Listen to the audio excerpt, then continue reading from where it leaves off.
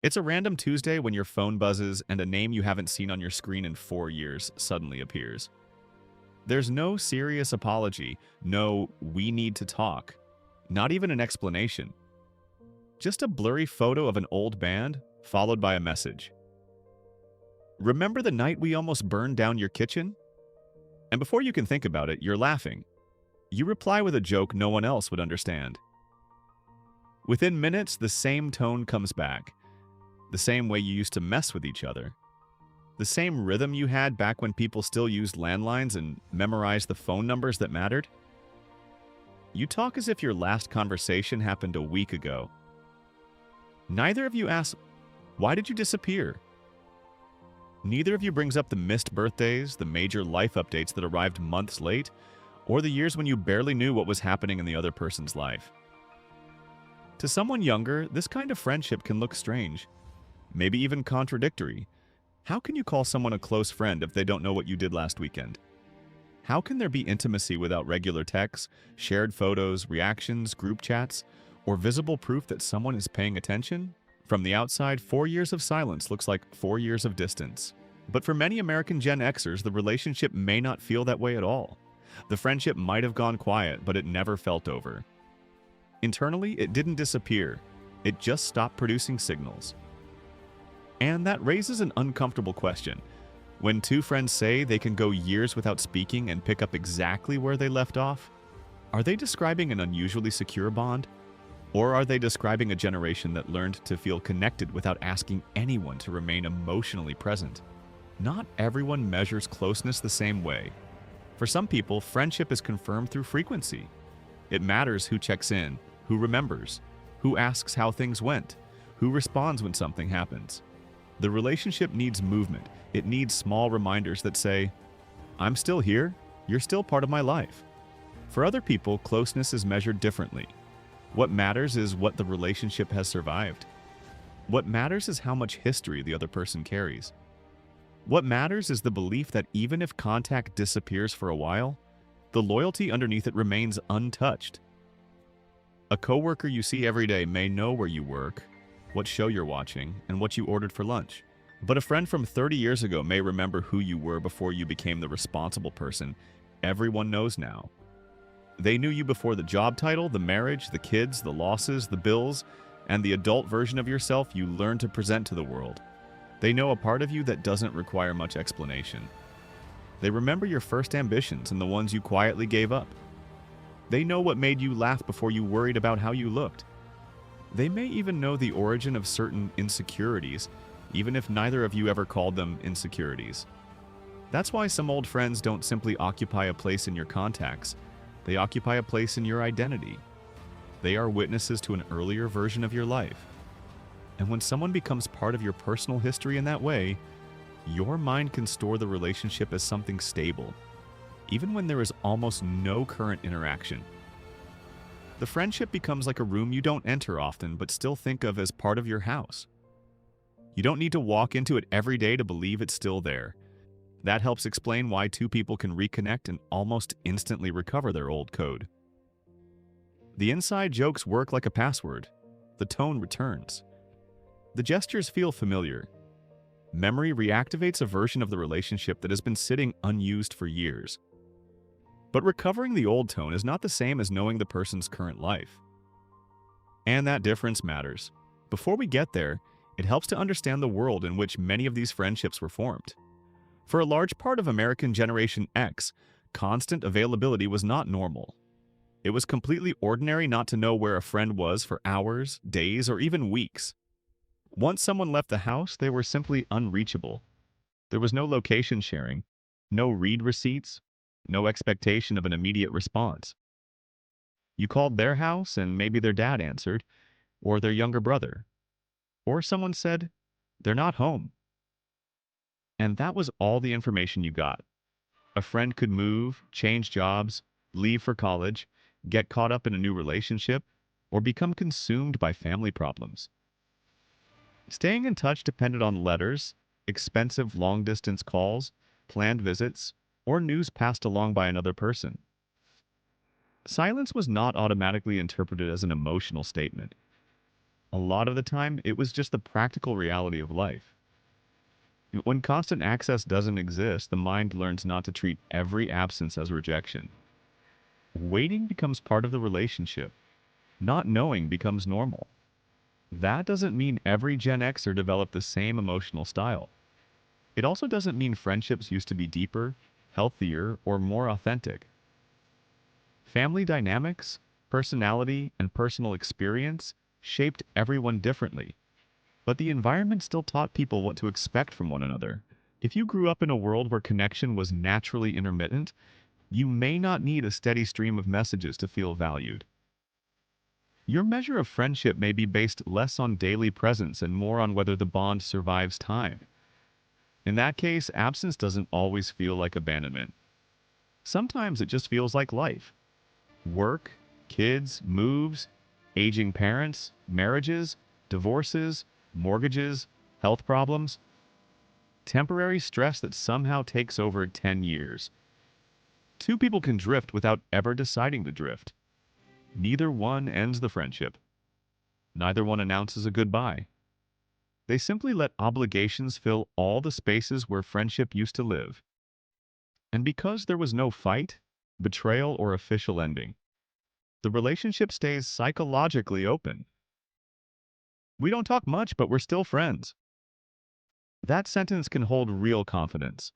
In its healthiest form, this kind of friendship doesn't require constant proof because the foundation already feels secure.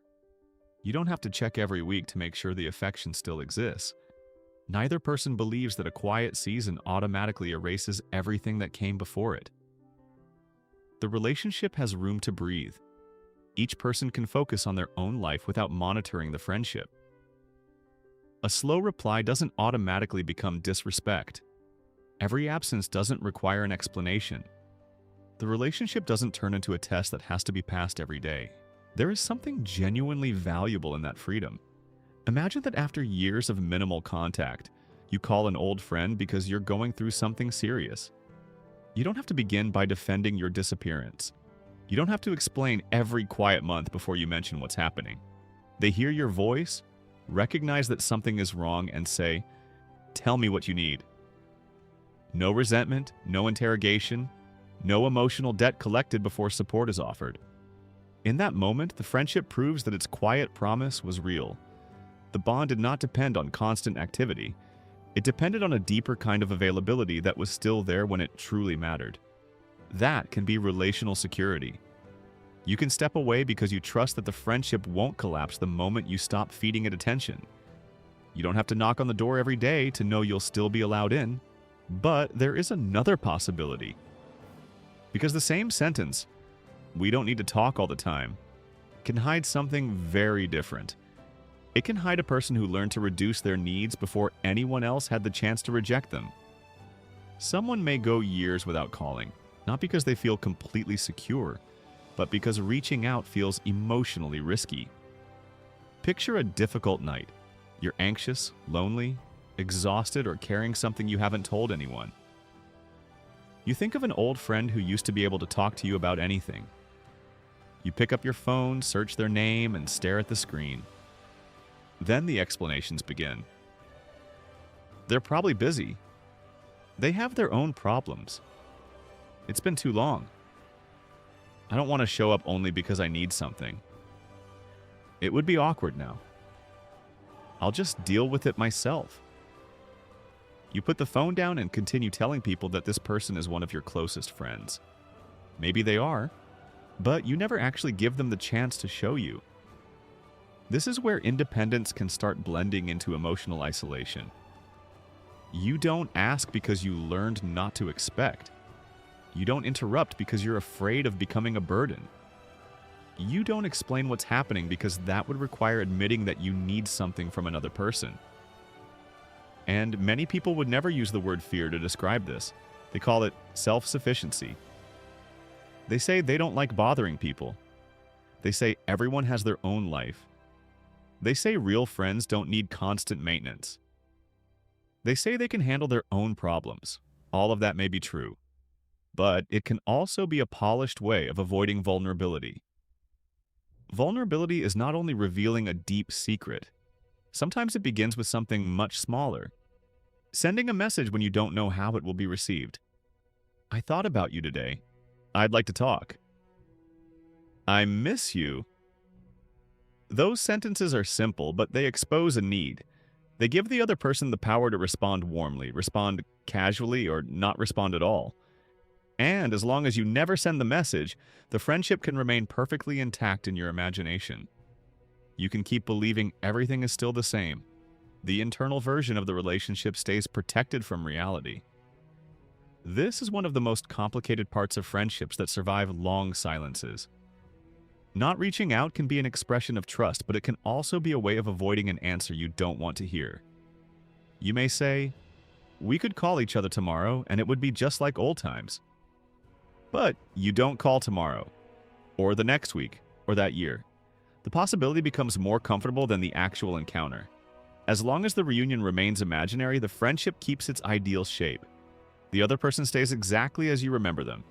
You keep the same place in their life that you believe you once had. There are no disappointments, no complaints, and no evidence that anything has changed. Making the call could confirm the connection, but it could also reveal that the rhythm is gone, that the other person felt abandoned, that they now see the world differently, that the intimacy you thought was frozen in time cannot be restarted with one old joke. Then the question is no longer how much you trust your friend. The question becomes how much uncertainty you can tolerate about what is left of the friendship. Two people can maintain the exact same silence for opposite reasons. One person doesn't call because they feel secure. No matter how much time passes, we'll be there when it matters. The other person doesn't call because they are protecting themselves. As long as I don't test it, I can keep believing we'll be there. From the outside, both people look independent. Internally, one is resting in trust. The other is resting in a story they are afraid to test. And there is another detail that is even more uncomfortable. A friendship can survive symbolically and disappear practically. You can feel real love for someone and still know almost nothing about who they are today. Maybe you remember exactly how they reacted at 22. You know what music they played in the car, what they dreamed about, who they fell in love with, and which professor they couldn't stand. But you don't know that they've spent the last 8 months taking care of a sick parent. You don't know that they got divorced. You don't know that they lost their job, changed careers, quit drinking, started therapy, went through a depression, or began questioning the life they built. They may not know how much you've changed either. They may still be talking to a version of you that no longer fully exists. A younger version. A less tired version. A more impulsive or more hopeful version. The person stored in their memory. The affection can still be real, but loving someone does not automatically mean you know who they have become. Relationships need some updating. Not a daily broadcast of every detail, but moments when we allow another person to meet the version of us that exists now. Without that, friendship can start to feel like a museum. Everything has been preserved. The memories still matter. You can walk in, look around, and feel something powerful. But nothing new is happening there. That does not erase the past. A friendship does not become fake just because it became less active. What you shared still has meaning. Some people are essential during a particular chapter and simply do not hold the same role later. The problem begins when we confuse historical importance with current presence. We say they're one of the most important people in my life, but they do not know what our life looks like. We say they would always be there for me, but we never give them a chance to be there. We say we don't need to talk. Although somewhere underneath that sentence, we may be afraid to discover that we no longer know how. Self-sufficiency can become an identity. After enough years of handling everything on your own, you begin to see yourself as someone who does not need much. That identity creates control. If you do not need, you do not depend. If you do not depend, you cannot be disappointed. If you do not expect a call, no one can hurt you by failing to make one. The cost is that eventually you may stop sending clear signals to the people who still matter to you. They interpret your silence as peace. They assume you are doing fine, that you prefer distance, or that you no longer need the relationship. Maybe they are waiting too. Two friends can miss each other for years while each one tries to respect the other person's supposed desire for space. Neither wants to bother the other. Neither wants to look needy. Neither wants to be the first to admit that the time apart actually mattered. So the friendship does not disappear because the love is gone. It disappears because both people became too good at containing it. That is why it may be worth asking yourself a question without turning it into self-criticism. Is your silence a choice or is it a defense? Do you stay quiet because the relationship feels safe or because you cannot tolerate the possibility that it has changed? Do you genuinely prefer low-frequency contact? Or did you learn to treat every emotional need as something you should handle alone? There may not be one clean answer. Both things can exist in the same person. You can deeply trust a friend and still feel embarrassed about reaching out after years. You can value a friendship that does not require constant maintenance and still use that idea to avoid difficult conversations. That ambivalence does not make the relationship a lie. It simply reveals that the ways we love people often contain the ways we protect ourselves. Maybe you grew up in a home where asking for attention was discouraged. Maybe the adults around you were overwhelmed and you learned to entertain yourself, solve your own problems, and wait quietly. Maybe people praised you for being mature, independent, and easy. Over time, being the person who doesn't need much may have become a source of pride. And that quality probably helped you. It may have made you adaptable, reliable, calm under pressure, capable of getting through difficult periods without falling apart in front of other people. But a useful adaptation can become a prison when you no longer know how to turn it off. The person who never wants to bother anyone can become the person no one knows how to reach. The person who never asks for explanations can accumulate silent losses. The person who accepts every distance can end up surrounded by relationships that exist mostly in memory. This does not mean replacing independence with constant reassurance. Friendship does not need to become a daily obligation. People should not be required to respond instantly or prove their affection every week. Frequency is not the same as intimacy. Some people talk every day and never say anything honest. They exchange memes, headlines, and pictures, but avoid every conversation that could change the image they have of each other. Other friends meet twice a year and offer a level of attention that some people never receive from anyone else. The point is not to count messages. The point is to notice whether the friendship can still enter the present. Is there room to talk about what has changed? Can you ask for support without feeling like you are breaking an unspoken rule? Does the other person know only your history, or do they also know what keeps you awake now? Is the friendship resting, or is it being kept away from any contact that might force it to evolve? Sometimes one small action is enough to find out. You do not need to dramatize the distance. You do not have to send a long paragraph explaining every silent year. You do not need to begin with an apology that turns the conversation into a courtroom. You can send something simple. I thought about you today. Nothing happened. I just realized I'd really like to know what your life is actually like now. That message does not demand that everything go back to the way it was. In fact, maybe the goal should not be to pick up exactly where you left off. After 4, 10, or 20 years, no one is standing in the same place. Pretending nothing changed can become another way of avoiding the person who exists now. Maybe you do not need to recover the old friendship. Maybe you need to discover whether a new one is possible. A mature relationship does not have to deny time in order to prove that it was strong. It can acknowledge the distance, accept the changes, and still create a different kind of closeness. The first conversation may feel awkward. There may be pauses that never used to exist. One of you may mention a loss the other person knew nothing about. That does not mean the friendship failed. It means the relationship stopped being a photograph and became an experience again. So, go back to that unexpected message, the old song, the ridiculous joke, the memory that opens a door after years of silence. At first, it feels like proof that time changed nothing, but maybe its real value is not that it confirms you are still exactly who you used to be. Maybe its value is that it gives you a chance to meet each other again. Silence does not always mean indifference. Sometimes it represents trust, freedom, and a kind of loyalty that does not need to be constantly displayed. Some friendships really can survive years without resentment, but silence should not be romanticized either.